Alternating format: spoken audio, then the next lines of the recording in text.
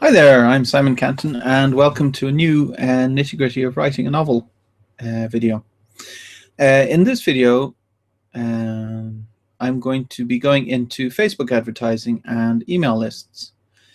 So, if you're an aspiring author, probably the most important thing you need to build is your email list. So, email list is basically a list of people who have signed up to get emails from you on whatever your books are about and kind of what you've decided your email list should get. So my email list get emails about my science fiction and fantasy books, along with competitions I occasionally run. I've run 2 or 3 so far.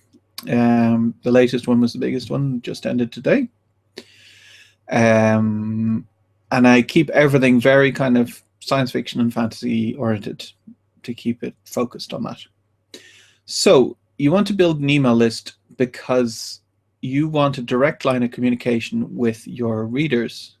So when you have a new book to sell them, you're able to tell them that it's out and where to get it and all the rest of it. So for instance, if you have a new series, most people will buy the next book in a series. There's even some automated emails and things, notifications on different retailers to tell them that there's a new book in the series out, but they won't necessarily buy the next book, the first book in the next series. So if you have their email address, you can tell them why it's cool and why they should buy it. Essentially, you're narrowing the sales channel from millions of books on Amazon, for example, down to your books. Okay, well, what would you like to read next? Here are my different books. So an email is very important because you're talking directly to the people who are interested in your books, and it's useful for them because they hear directly from you what you're up to and whatever deals you're going to give them. Like usually you have to give them some kind of an advantage to being on the list. So that's why you need an email list. So at the moment I'm using 2 methods to build my email list. The first is that in the back of all my series starters at the moment are free. So if I have more than 1 book in a series, the first one is free to encourage people to start reading, because people are much more likely to try a new author if the first book is free. So the end of the first book, it says, hey, do you want to get the next one in this series for free? Then join my email list and you'll get the next one for free too. So essentially I'm sacrificing the first 2 books in 2 of my series at the moment. The Kyra Sarin series, science fiction, and the Bitter End series, which is fantasy. So it does mean that you have to write at least more than 2 books, so 3 or more, in order to make it worthwhile, because otherwise you're just sacrificing books for no reason. So Kyra Sarin, for instance, at the moment only has 2 books in the series, so it's a bit of a sacrifice for no reason at the moment, but the 3rd book will be out in another 3 months or so. So that's how I'm getting them in through Amazon and the other retailers. But there's a faster way to do it, and that's Facebook advertising. And to do Facebook advertising, you have to spend money in the hopes that you're going to get it back. So you really need to have good control over how much each subscriber is going to be worth to you. And I would say a key facet of that is how many books you're likely to write in the foreseeable future and how much you have out now. So if you have out 2 books and it takes you a year to write a book, you can start building your email list, but you're going to be sacrificing a lot of short-term money in order to get a long-term gain. If you write a lot faster, I write fairly fast, I'll be bringing out 6 books this year, then your returns are likely to be sooner. But it's all about long-term strategy. If you don't build up your email list, essentially you're almost starting from scratch every time. because you're relying on people remembering that they enjoyed one of your books and going to check it out. And that might take years, and it might be a very small percentage of people. So without further ado, let's share my screen, and I'll show you a few things about how to set up advertising. So the first thing is, over on my website, I have this page, which is a landing page for people who click on my Facebook advertising. So it's as simple as possible. I've got no header here, which required a little bit of coding to get rid of. There's no comments, there's no sharing or anything. It's just this page. So they land here and they've got nothing to click on other than this button, or go back, or close the window, or whatever. So it's as simple as possible. Get into the action. First 2 books in these series are free for a limited time. You just need to tell me where to send them. The limited time is because potentially if I bring out other series, I might stop these ones from being free anymore and use something else as my enticement for people to join my list. The main reason for that would be that it would get so complicated. Say in 10 years' time, if I bring out a series a year, in 10 years' time I'll have 10 series. So this will be like, 20 books. It'll be completely confusing for anyone who's signing up. So for a limited time, just need to tell me where to send them. If you like action-packed science fiction fantasy, don't miss out, click on the button. This is the only button. And then there's some star ratings here. That's to tell people, to kind of reassure people that these aren't crap, like that people actually like them. So if you click on that, you then get a pop-up that you can enter your email address and you press subscribe. If you press that button, which I won't bother doing right now, you'll go to this page here, which actually does have a header, so they can click away from it because it doesn't matter, they've already signed up. It just thanks them for joining up and says they'll get a confirmation email. Now, the confirmation email is like a double check to make sure that their email address is valid and they're still interested in signing up. And you can do away with that on MailChimp and probably on Aweber as well, but it's very important because MailChimp has a check to see if your emails are spam, and if no one's opening them and they're just bouncing the whole time, then you run the risk of being flagged as spam, and you could lose your mailing list. And obviously your mailing list is very important, so you don't want to run the risk of that. And as well, you don't want to pay for subscribers who haven't, like someone enters some rubbish email address here, name@nothing.com, and you're paying in order to have that subscriber. So there's no point in doing that. So you come here, there's nothing on the page other than a thank you. They can then go on and click other things on my website if they want. And if they, when they get their email, if they press on the link to say that they accept that they want to join the list, it comes to this page. So it says, thank you for signing up. And it reassures them that they'll be winging, the free books will be on their way to their inbox shortly.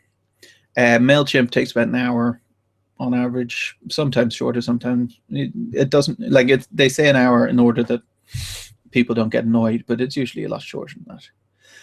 While you're waiting, why not take advantage of this special offer and start building your collection? Get 60% off when you order the rest of the series together. So I have like a permanent deal. If you order all the books in the Bitter End series, it's 60% less than if you bought all the books individually, and that's on all the different e-retailers. So they can click on any of those links. So that's kind of a gimme. It's a way of potentially selling to them, even though they're getting some of this for free and they potentially haven't read what you're giving them yet anyway. So that's like an extra, like very few people click on those, but it's just there in case. So then over on Facebook, the thing that feeds into this page here has to then send people here who are potentially interested in signing up for sci-fi and fantasy books. And as you can see, I've done a ton of testing because it's really actually quite difficult to find an ad that delivers, that people want to click on, because you want to focus on people who are interested in subscribing to you. The people. So the point of an advert is to offer something to people who will be happy to get it. If you're annoying people, then you're just wasting money. Like, you want to send an ad to people who will go, oh, I didn't know that was available. I'm going to click on it because I want to get that. So the way to do that is by coming up with an audience. So the one that's currently active at the moment, I've called Sci-Fi Broad Audience,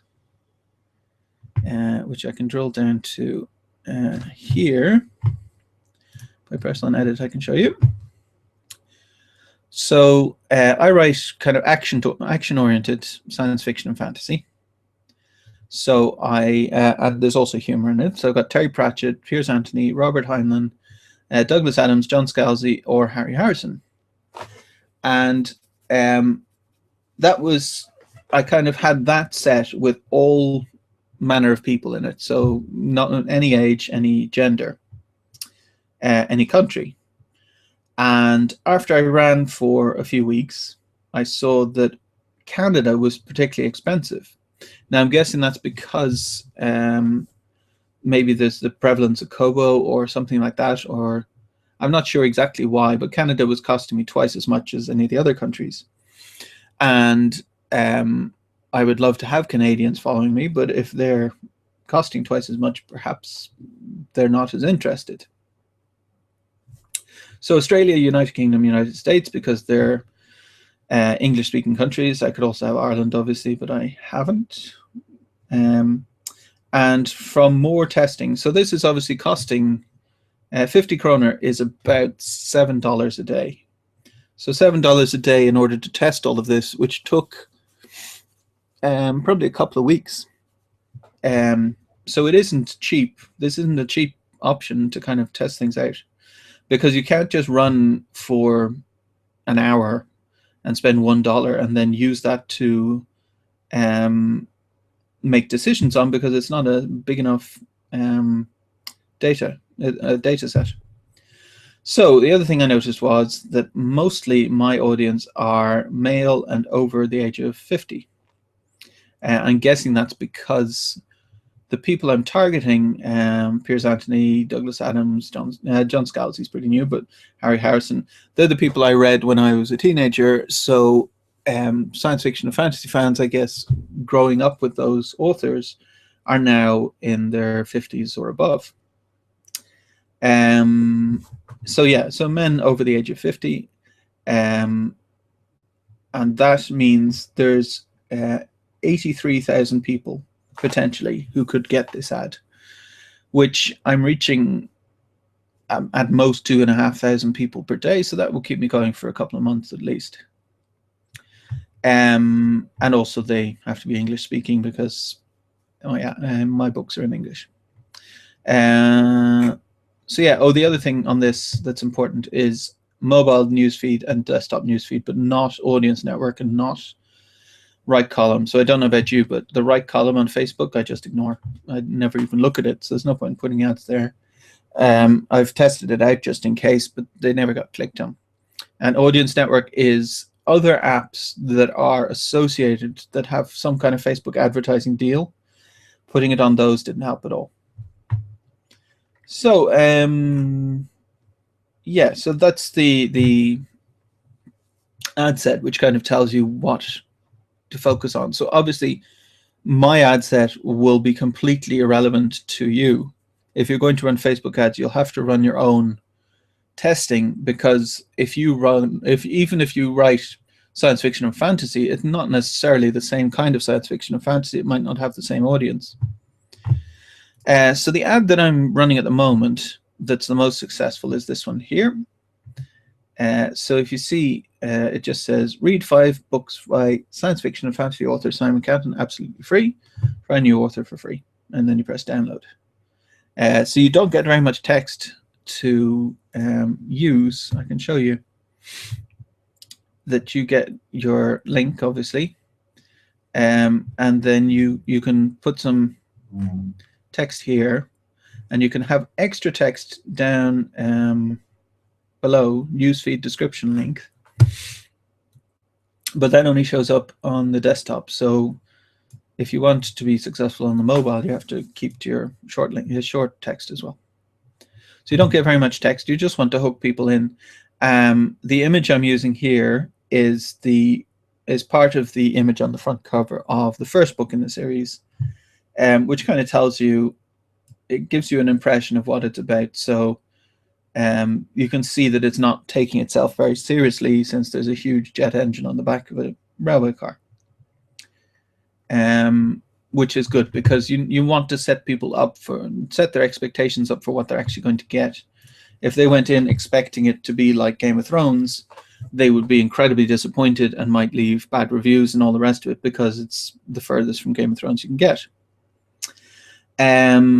So that's basically my advertising and my landing page very quickly.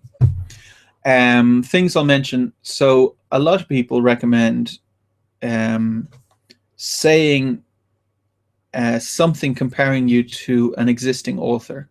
So if you take John Scalzi, for example, is this guy the next John Scalzi? ? Click on the link to find out. That will get you more clicks. But in my opinion, you're not looking for just people to sign up. You're looking for the right people to sign up. You don't want people to sign up going, okay, is this guy as good as John Scalzi? Okay, no, I don't think he is. Well, then you've just wasted money. Like, you want people to sign up with going, I want to try a new author, and I'm not got expectations of what this author is like. Because every author is different. No matter even if you were imitating some author, you're going to be different from them. So you want to set expectations properly. So I don't do that, at least. It does cost me more per subscriber because I don't do that. But I think that each subscriber is then worth a lot more. So I've noticed my open rates on my emails tend to be about 40% or more, which I take as an indication that that's pretty good, that the people are actually interested in what I'm saying. So yeah, that's kind of it. There's obviously a lot more I could go into on that, because there's all kinds of different things you can try on advertising. I'm not an expert. I've been doing it for 2 months, perhaps. So it's kind of the basic setup I've got that I was showing there, which is working fairly well. It's costing me about 4 or 5 kroner a day. So that's about 70 US cents, I guess, or 50p, 50 English p. So per subscriber. So that's something that I'm basically investing in. So I'm taking the profits I'm making off my book sales at the moment and putting that into my advertising so that I build my mailing list, because I believe that my mailing list will then pay itself back many times over the next few years. At least I'm hoping that.